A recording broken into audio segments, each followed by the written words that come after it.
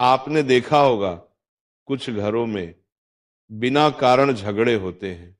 कमाई आती है लेकिन टिकती नहीं, बच्चे बार बार बीमार पड़ जाते हैं, मन अशांत रहता है।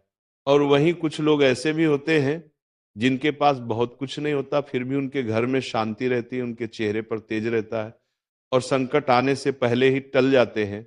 क्या आपने कभी सोचा एक भूखे कुत्ते को दी गई रोटी इतनी बड़ी रक्षा कैसे कर सकती है?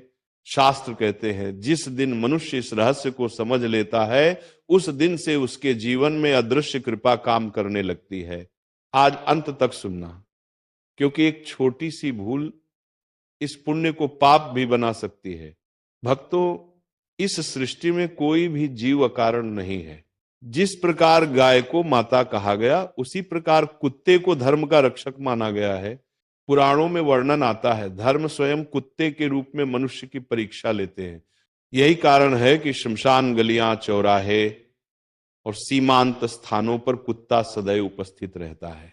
वो केवल पशु नहीं, वो आपके कर्मों का द्वारपाल है। कुत्ता और कर्मों का गूढ़ संबंध। जब कोई व्यक्ति भूखे कुत्ते को प्रेम से रोटी देता है तो क्या होता है? उसका अहंकार टूटता है, उसका हृदय करुणा से भरता है और उसके पुराने पाप कर्म धीरे धीरे क्षीण होने लगते हैं। शास्त्र कहते हैं जिस हाथ से जीव को भोजन दिया जाता है उसी हाथ से भविष्य की रेखाएं भी बदलती हैं। यही कारण है कि कुत्ते को रोटी खिलाने वाला व्यक्ति अनजाने में अपने दुर्भाग्य को भी भोजन दे देता है और वो दुर्भाग्य उसके जीवन से विदा लेने लगता है। दरिद्रता और नकारात्मक शक्तियों का रहस्य। भक्तों, दरिद्रता केवल धन की कमी नहीं होती, बार बार अपमान होना बिना कारण, भय घर में, कलह मन में, नकारात्मक विचार, ये सब दरिद्रता के लक्षण हैं। शास्त्रों में कहा गया है जहां भूखा जीव तड़पता है और मनुष्य मुंह फेर लेता है वहां नकारात्मक शक्तियां अपना अधिकार जमा लेती हैं। लेकिन जहां किसी भूखे कुत्ते को प्रेम से रोटी मिलती है वहां से नकारात्मक शक्तियां स्वयं भाग जाती हैं, क्योंकि कुत्ता केवल शरीर से नहीं ऊर्जा से भी रक्षा करता है। सही विधि, नहीं तो पुण्य नष्ट हो जाता है। अब ध्यान से सुनना, बहुत से लोग रोटी तो देते हैं लेकिन फल नहीं मिलता। क्यों? क्योंकि विधि गलत होती है। रोटी देते समय मन शांत हो, किसी से दिखावा न हो, मन में यह भाव हो तू भी उसी ईश्वर की रचना है। लात मार कर देना, गुस्से में देना, कैमरे के लिए देना, ये सब पुण्य नहीं बल्कि कर्म बंधन बन जाता है। याद रखना, ईश्वर भावना देखता है, रोटी नहीं। कौन से दिन देना सबसे श्रेष्ठ है? शास्त्रानुसार शनिवार कर्म शांति, अमावस्या पितृदोष निवारण, संक्रांति ग्रह बाधा शमन। इन दिनों दी गई रोटी साधारण नहीं रहती, वो आध्यात्मिक सुरक्षा कवच बन जाती है।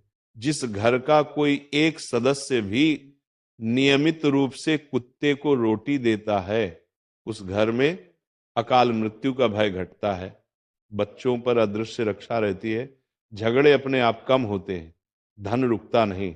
क्योंकि जब धर्म प्रसन्न होता है तो पूरे कुल को आशीर्वाद देता है। एक सच्ची घटना, उपदेशात्मक कथा। एक व्यक्ति था, बहुत परिश्रमी, लेकिन जीवन में सफलता नहीं टिकती थी।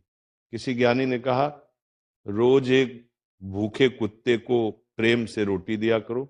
उसने कोई चमत्कार नहीं मांगा, बस आज्ञा मानी। कुछ महीनों बाद उसका स्वभाव बदल गया, उसके शत्रु शांत हो गए और उसके जीवन में ऐसे अवसर आने लगे जिनका उसने स्वप्न भी नहीं देखा था। क्यों? क्योंकि उसने धर्म के द्वारपाल को तृप्त किया था। किन लोगों को विशेष ध्यान रखना चाहिए? जिनके काम बार बार बिगड़ते हों, जिनके सपनों में भय आता हो, जिनके घर में अचानक गिरावट आई हो, इन लोगों के लिए कुत्ते को रोटी दवा की तरह काम करती है। अंतिम संदेश, भक्तों, धर्म बड़े कर्मों से नहीं, छोटी करुणा से प्रसन्न होता है।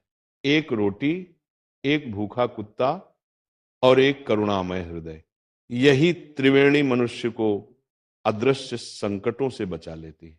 आज से यदि आप यह सेवा शुरू करें तो इसे प्रयोग नहीं, प्रार्थना बनाइए। फल अवश्य मिलेगा, समय पर मिलेगा और आपकी कल्पना से अधिक मिलेगा। यदि यह विचार आपके हृदय को छू गया हो तो इसे केवल सुनकर मत छोड़िए, सेवा से जोड़िए और इस ज्ञान को उन तक पहुंचाइए जिनका जीवन अभी संघर्ष में है। जय धर्म, जय करुणा, राधे राधे।